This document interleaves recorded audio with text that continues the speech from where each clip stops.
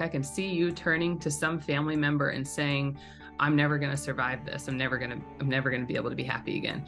Okay. Well, and he also tells me that he says, oh, yes, you are.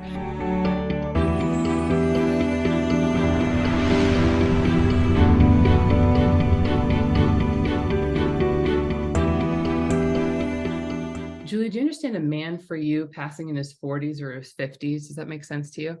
All right. He's showing me a heart. This means this would be a past love connection of yours. You understand this piece? He's showing me really dark brown, full head of hair, and he's laughing about it. I don't know if you understand that. He makes me feel like it's important for you to know that he has like a full head of dark brown hair. Does that make sense to you at all? Because this is like it's like very thick too. I'm also getting a cancer reference. I've got a cancer reference a couple of times. Do you understand anything about that? Okay, the other thing I got to say about this guy is that he makes me feel like he wants to make me laugh right now. I feel like this guy had a personality where he really would like to make people laugh. Do you understand him being like a goofy person as well? Because there's something goofy about him where he just makes me feel like he could tell jokes, feels like he would be a social person who would really, really enjoy that. Also, he's bringing back the number 4. It feels like there was something about 4 years. For 4 years, you stood by him. He's making me look at how you're holding Chelsea's hand right now. You would have done that for a long time and stayed very close to him. And he's talking about like coming through with his deep thanks of the devotion that you had. When you are the partner of somebody who has suffered at such a horrible level, and to see that, he says he has to apologize. He didn't want you to see him like that, but you weren't distracted from the fact that he was sick and you were a caregiver. Do you understand just like really, really the amount of presence? He was your rock for a long time. Do you understand that?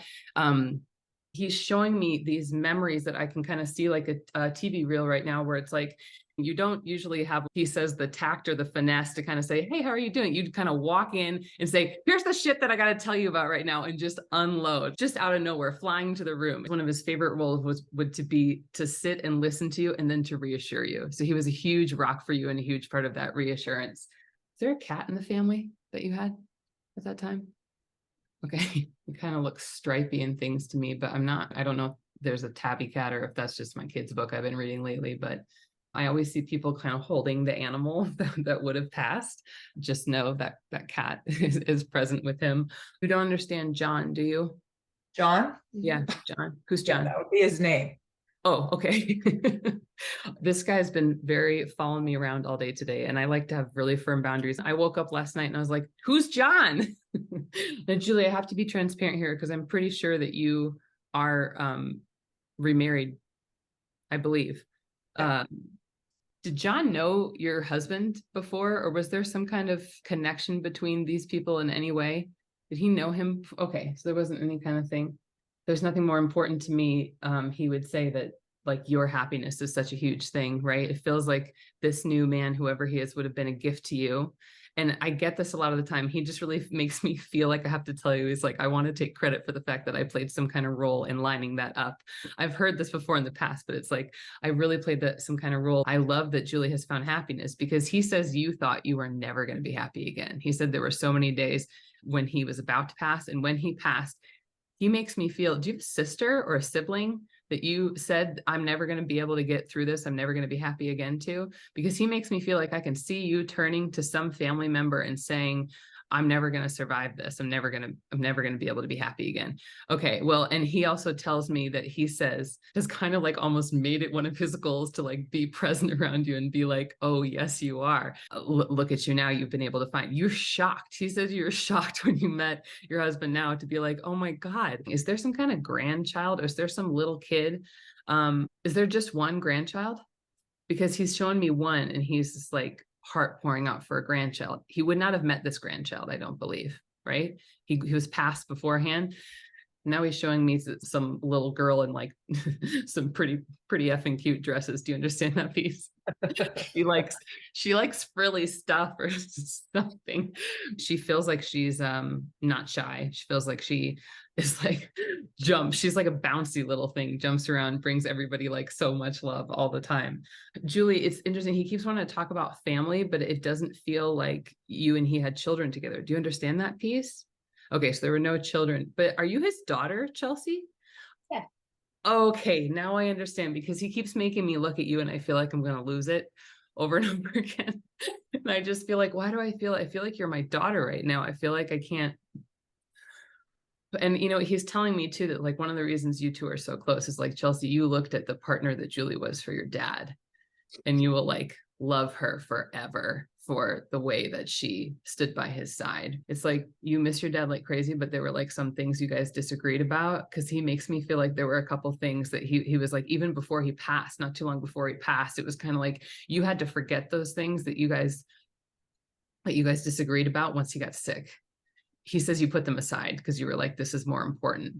But he makes me feel like you guys butted heads a little bit when you were growing up about that stuff. And he just says like, it's not like we had a horrible relationship or anything, but there were a couple big things. Like he just shows me this, like this memory of you getting like really pissed at him about something. And it's like, it started like later teenage years. It makes me feel like you wanted to go out, or there was something around, do you understand, you're 16, 18 for you, like these teenage years, these would have been some times where it's like you were pissed. Now he's bringing up divorce, right? So it makes me feel like from your mom, he's saying you didn't understand why he couldn't be in that any longer, and you made it, you blamed him, it was like his fault for a long time, right?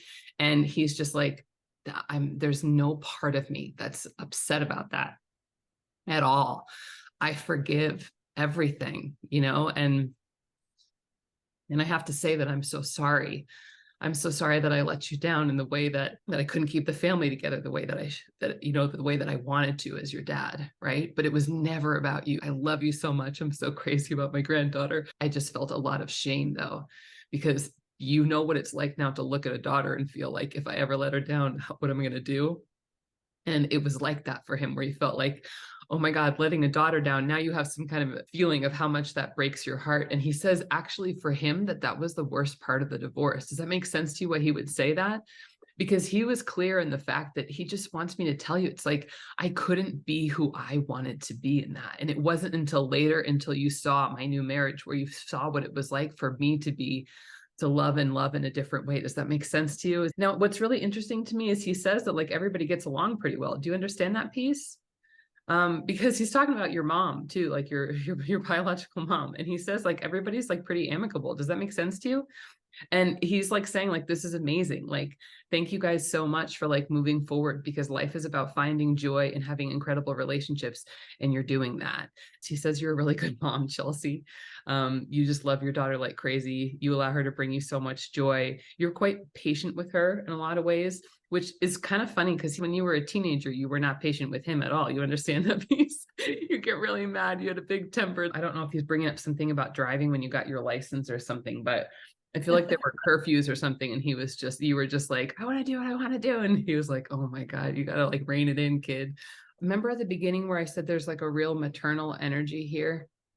There is a woman who kind of stands back, and this makes me feel that this would be his mother, who would also be passed. Do you understand that fact? Okay. I also get this feeling of her that's like a little more stern, like a different personality from him, because when I'm sitting there, I'm like, should I say stern right now? I feel like I have to give apologies to you, Julie. Would you understand that piece at all? I just feel like I have some kind of sternness here, and I feel like I have to look at you and just be like, I have a better understanding of who you are. That's all I can say right now. I just have to sit back and be like, I was kind of a crossed arms, folded arms type of person at that time, but it almost feels like he passed before she did. Do you understand that piece? She's just making me feel like she was someone who didn't have an understanding of all this. And you got the short end of the stick, I would say, Julie, about that. And she just has been patiently waiting this whole time to just say like, I'm sorry. It's hard to see those kinds of things, but you have to understand that the best thing that I want the best thing for my son.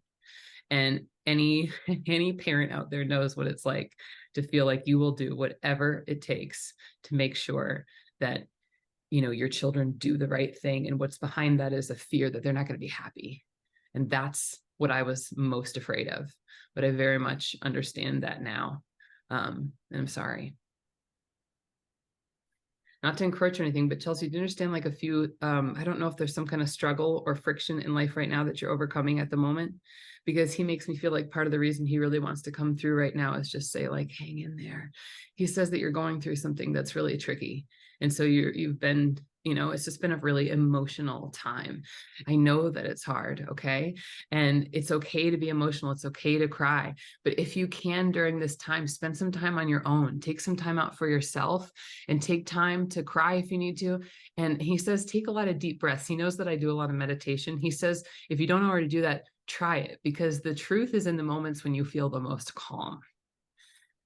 Fear is not usually the truth, even if it's some version of it. You got to find the most calm moments. He says, sit in that and just imagine that he's right there, because I can see him right over your left shoulder. That's where he is a lot of the time. So if you feel heat or you feel something there, he says it's okay to sit and be quiet and just talk to him in those moments.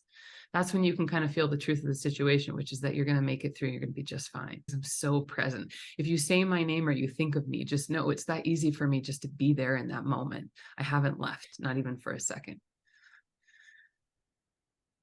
I'm going to leave you with his love. Okay.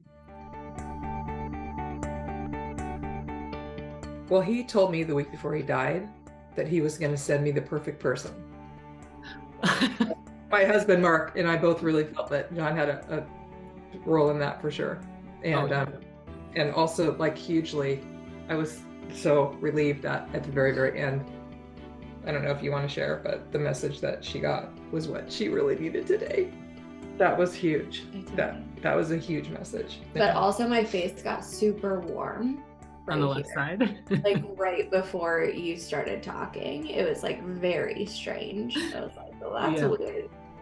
The cat, that's our childhood cat. We had this crazy cat named Max, and he literally had been run over by a car. What? I mean, the cat actually had 9 lives, like for real. Oh my gosh. I mean, the fact that he knew the conversation we had the day he passed, because I told Julie exactly what I thought my dad would say. We were just talking about that last night. It was actually the night of his funeral, but yeah, I was sitting in my bed and devastated, and she said to me, you know what Dad would say to you, this is an adventure and now you can do whatever you want with your life. You can make any choice you want. It's all up to you.